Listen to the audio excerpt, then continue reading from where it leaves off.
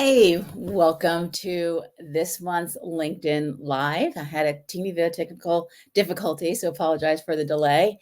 Happy to have you here.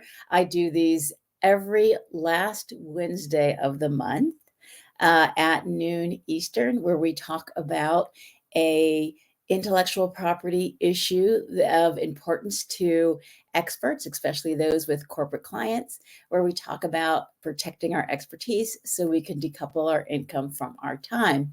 So, as you can imagine, AI is a very hot topic and one that I get lots of questions about. And I was inspired to do this month's LinkedIn Live about what clients are thinking about your use of AI because I finally witnessed a provision in the wild, as they speak, in a client generated agreement regarding that specifically addresses the contractor's ability to use AI. And while I know personally that we've been talking about uh, uh, clients having those provisions in their agreements for at least the last year, but I hadn't seen one, and I see a lot of client services agreements, and that it just finally happened was notable to me. So I wanted to have this conversation. So we are back on.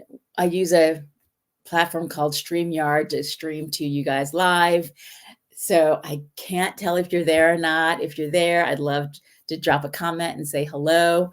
And I will warn you, there's a little bit of delay between when you put your comment in and when it comes to me.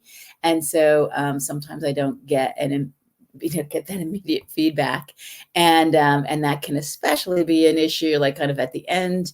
I'll give you a warning that we're wrapping up so you can put your questions in, because it might take a minute for them to get to me. So anyway, again, welcome. So we will chat for about 15 minutes or so, and then happy to have answer any questions that you have. So, what do your clients think about you using AI? So, this is a sample of the language that I saw where they explicitly state in their services agreement that you don't do it, can't use it, don't integrate it directly or indirectly as any part of the services. And with respect to any work product or deliverables. So, this is very explicit. Don't do it. And why would a client have a problem with you using AI? Well, it is because they want to. These are the tiniest slides. So it always looks different on StreamYard to me than it does when I'm just looking at it through PowerPoint. So clients want to own the deliverables. They want to know that they can use it however they want to use it, if the deliverable is something that they're just going to use internally, or it's something that they're going to build an entire product or a campaign around. They want to know that there are no legal issues at all. There's no exclusivity issues at all regarding that deliverable. They paid for it and they want to own it without issues and exclusively. And as you know, when we use AI to create deliverables, we can end up with some issues. So AI does not provide exclusive rights in the output. It's not protected by intellectual property laws, by copyright laws, because it's not created by a human, and therefore it's not eligible for copyright protection.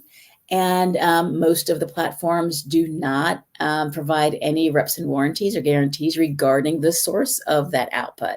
So it may be that that output is infringing on a third party's rights. So that's why we always need to be very careful, however we're using AI, about how we use that output to make sure that we are clearing any rights in it, adding our own layer of human creativity, so it's eligible for copyright protection, and using tools that can check to make sure that it is not somebody else's content. And so I know that in the description I say of this live that yes, we want our clients care about these issues, but when you are the client, all these things apply equally to you when you are the client and you're hiring a contractor to create a deliverable for you to make sure that you end up with a deliverable that you can own and that you can use any way that you want to in your business without worrying about it being infringing on a third party's rights and being able to protect it using intellectual property laws available to you. So let's say you don't have a nice, neat provision like this. And again, the vast 99.9% of the agreements don't have this in there. But we know that the clients care about this because of what is in there. This completely changed the color of my slides. I hope you can read this. This is wild. So this is a very standard representation and warranty that you will find in almost every independent contractor agreement where the company, the client, in this case, company is the client, you're the consultant, wants to make sure that they have the exclusive rights, that there are no legal issues.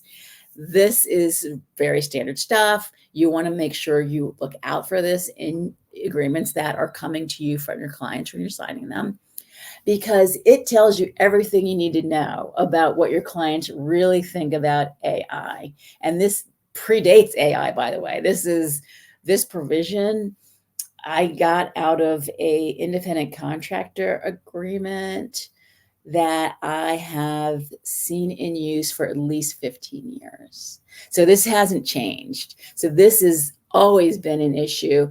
And we just have the AI layer without saying, like, how do you say you care about AI without saying you care about AI? It's this provision right here.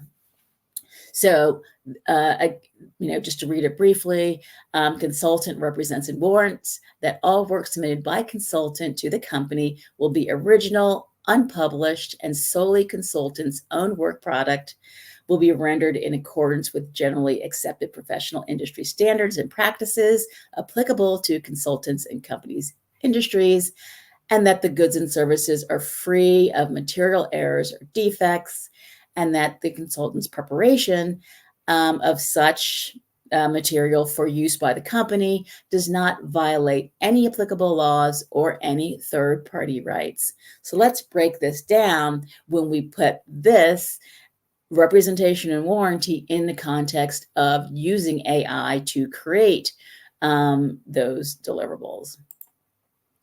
Oh my goodness. I am hoping you can see this color. I am really hoping that it's red on your screen. It is pink on my screen. So it says, we're going to take it one piece at a time. So first, they want it to be original, unpublished, and solely consultant's own work. This is what we know about generative AI output. It is not original. It is not unpublished, and it is not solely the consultant's work. And so when we're using AI without, making sure we add our own creative human creativity layer to it to make it different actually from the output, then we are in breach of this first representation warranty. Let's go to the next section.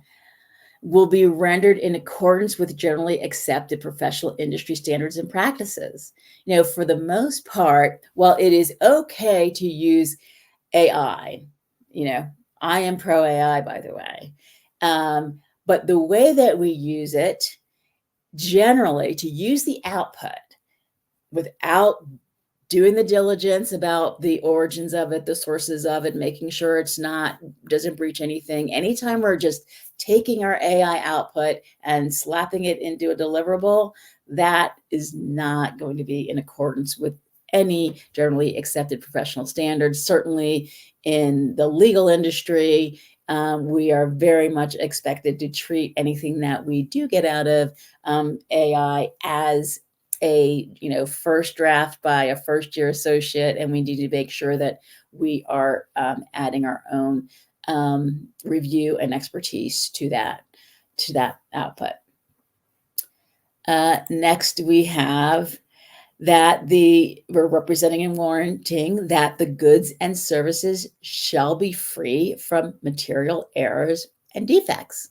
Well, if you have tried to get a literal answer to a question, a right or wrong answer to a question out of generative AI, instead of just getting ideas, but to get an answer, we know that there are hallucinations. We know that generative AI is generative. It is making stuff up. That is why, that's the value of it, is that it is taking a bunch of data points and making some assumptions about it and kicking out the output, and that can be incorrect. And so if we are using AI without doing the diligence regarding that output, the possibility of delivering work that has material errors and defects. In the legal industry, there are the notorious examples of some associates, always an associate, never a partner, of course, who has, done their research or written a brief using ChatGPT or something similar, and it has all these beautiful citations to, Smith versus Weston, and perfectly, perfectly cited, so it must be real, right? And turns it in, and those are completely made up citations. And I personally, the first time I tried ChatGPT, when I first knew it was something that you could just go on the internet and check out, and I opened it up on a browser. And the first time I actually was going to use it for client work, and I had a citation for a law that was under, I think it was under New Jersey law. And I wanted the same, the law under South Carolina law that addressed the exact same issue. So, put in the New Jersey citation. I asked it, I need the corresponding law that covers the same subject matter under South Carolina law. And it spit out this beautiful, citation, citing the South Carolina code. So I'm like, oh, okay, I take that and I go to Google to look up the code, and it doesn't exist. So it had completely, and it even told me some of the content of that citation. So it completely made up a law. And so if we want to make sure that we are turning in work that doesn't have errors or defects, it can't just be something that pops out of AI without doing the additional work. And then the last, that the use by the company, by the client, will not violate any applicable laws or any third-party rights. And the most of the platforms, it is changing somewhat. Some platforms are starting to provide indemnification with respect to copyright violations. But for the most part, you are on your own regarding any output. And so stealing someone's copyrightable work is a violation of their rights, and it is a violation of the law. And so, we can argue about and litigate, and there's lots of litigation going on about the use of the inputs that are going into the data sets by the AI platforms. But regarding the output, if we are using that output and it is someone else's protected work, and we do any of the things that copyright protects, such as distribution, performance, display, creating derivatives, if we do any of those things that are the exclusive rights of the copyright owner, then that is both illegal and a violation of the third party's rights. And that is exactly what your clients want to avoid. Whether or not they have a beautiful, clear statement that you should not use AI in connection with the deliverables. What they mean is whatever you deliver to me, I need to own it and I need to have exclusive rights to it, and that which means it needs to be protectable under US, and I'm always talking about US law, by the way, that it's protectable under US intellectual property laws. So with that, I would love to take your questions. And I also welcome your suggestions for future topics. While I hang around to see if you have any questions, I did want to let you know that I will always continue to do these on the last Wednesday of the month. I am thinking about adding a second one on the second Wednesday of the month, same time and place, because I really like being able to just drill into just a single issue and hopefully be able to get your questions so I can get some immediate feedback on the topics and where else I can kind of add or improve. So I will stick around for just another second longer, and also you can, of course, please feel free to connect with me on LinkedIn. I don't think, well, you know where I am because you found me through LinkedIn. So if we are connected, please do connect with me.